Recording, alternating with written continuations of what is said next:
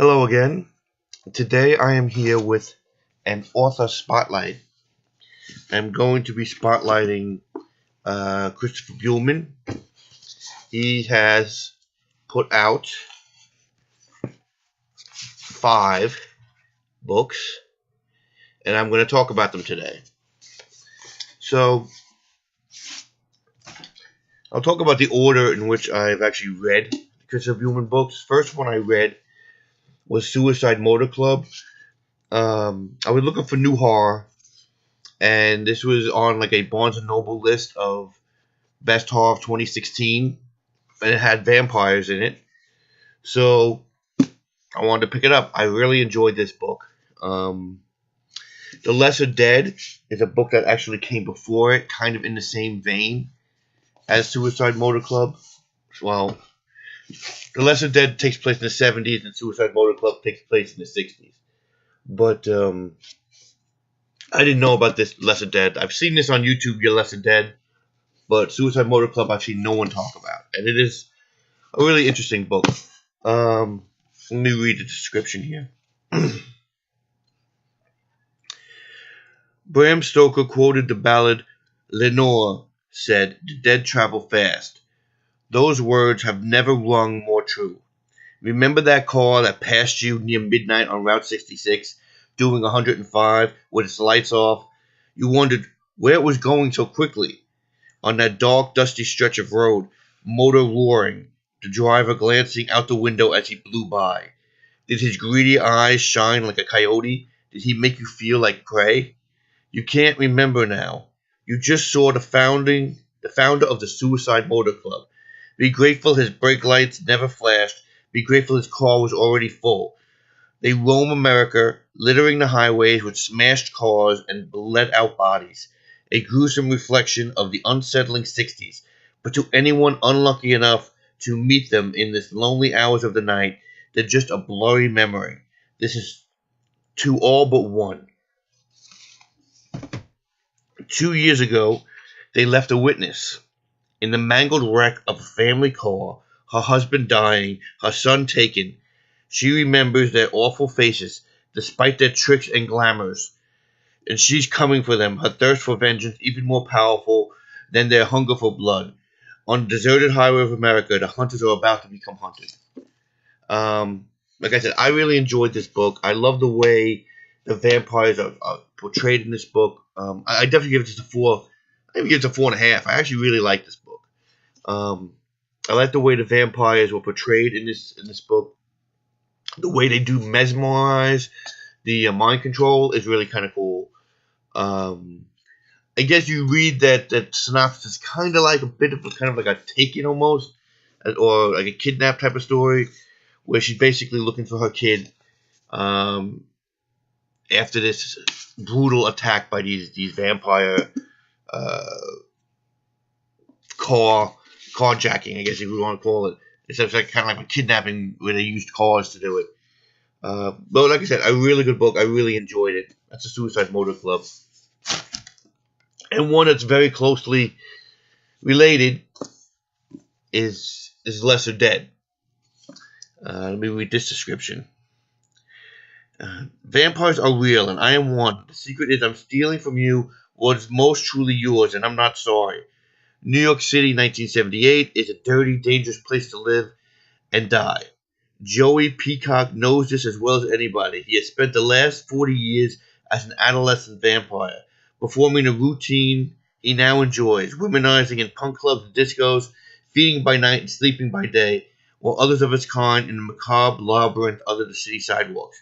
The subways are his playground and his highway, shuttling him through Manhattan to bleed unsuspecting in the sheep meadows of Central Park, or the back seats of checker cabs, or even those in their own apartments who are too hypnotized by sitcoms to notice him opening their window. It's almost too easy. Until one night he sees them hunting on his beloved subway. The children with the merry eyes, vampires like him, or not like him. Whatever they are, whatever their appearance means, the undead in the tunnels of Manhattan are not as safe as they once were. Okay, this was also pretty good. Like I said, they're both connected, even though they're not connected. They're kind of in the same universe. I think if if I would describe the difference between these two books, is Suicide Motor Club is kind of like a country. Suicide Motor Club is like a cross country kind of story, and Less of Dead is definitely a city type of story. They're both good. I mean, this is definitely a 4-star read. Like I said, I just like this one a little bit better, maybe because it's the first one I read, Christopher Buehlman, but they're both really good books. And that's those. Those are basically his vampire books. All his other books, I'll talk about now. Necromancer's House. Let's see, I'll read this one. Andrew Blankenship is a stylish nonconformist with wry wit and classic Mustang and a massive library. He's also a recovering alcoholic and a practicing warlock. His house is a maze of sorcerers, booby traps, and escape tunnels, as you might be if you were sitting on a treasure of Russian magic stolen from the Soviet Union 30 years ago. Andrew has been known that magic is a brutal game requiring blood sacrifice and a willingness to confront death, but years of peace and comfort have left him more concerned with maintaining false youth than with seeing to his own defense. Now a monster straight from the pages of Russian folklore is coming for him, and Frost and Death are coming with her. This, I wouldn't, because there's two books that he's written that to me aren't like as horror based. You know, would be this one. This one definitely isn't horror based. I'll get to this later. There are horror elements in this, but this kind of reminds me more of kind of like a dresden file in a way. I mean, he's not a detective, but he's basically an a-hole, freaking necromancer that, does some things that he wasn't supposed to do and gets himself in trouble. It's an interesting book. It's a good read. I would give it like a 3.5. I really like the read, but it's not as horror based. So when you go into it, there are some kind of horror elements. It reminds me more of like what Twilight Zone episode would kind of be like, as far as you did something wrong and here it's going to come back at you. But it's still a pretty good book. I really enjoyed this. Necromancer's House. Next book I already talked about, gave my review on in my last book haul or book review, is Those Across the River. Really like this book. It's basically a period piece about the time of the Great Depression. Boyfriend, girlfriend inherit this house in the South. The relative was a slave owner, and you find out that he left a lot of something goes across the river that you're going to find out about. Really, it's a creepy book. It's a good book. Went in a direction I didn't expect, so it kind of threw me off, but it's still a good book. I give it a 4-star. I believe I did. Now, unfortunately, I had 4 good books. I don't think you'd go wrong with reading any of these Christopher Buehlman books. But this one, I give this book a 2-star.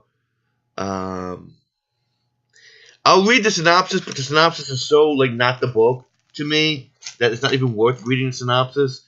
The synopsis talks about heaven and hell and how God disappeared from the world, and the angels and the demons are kind of wondering, is he going to come back? And the demons kind of supposedly throw all this stuff at mankind, hoping to see if, how far they can do their reach. Maybe they can go attack heaven and come back in again, which sounds great, but none of that happens in this book.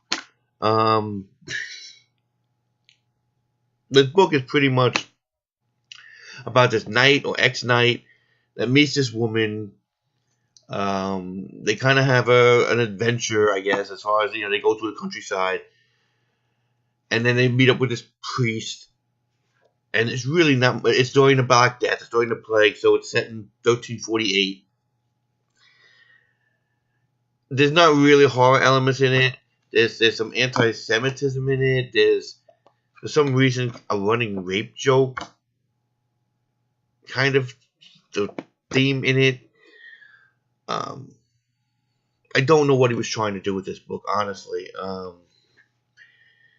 But I couldn't get into it. It's Between Two Fires. It's the one Christopher Buehlman book out of all 5 of these books that he's published that I wouldn't recommend. So that's my author spotlight. Hopefully, you got a good taste of this new author, of an author you haven't heard of before, Christopher Buehlman. And hopefully, you would pick up one of his books. And that's about it for my review. Thank you again for watching, and I hope to see you soon. Bye.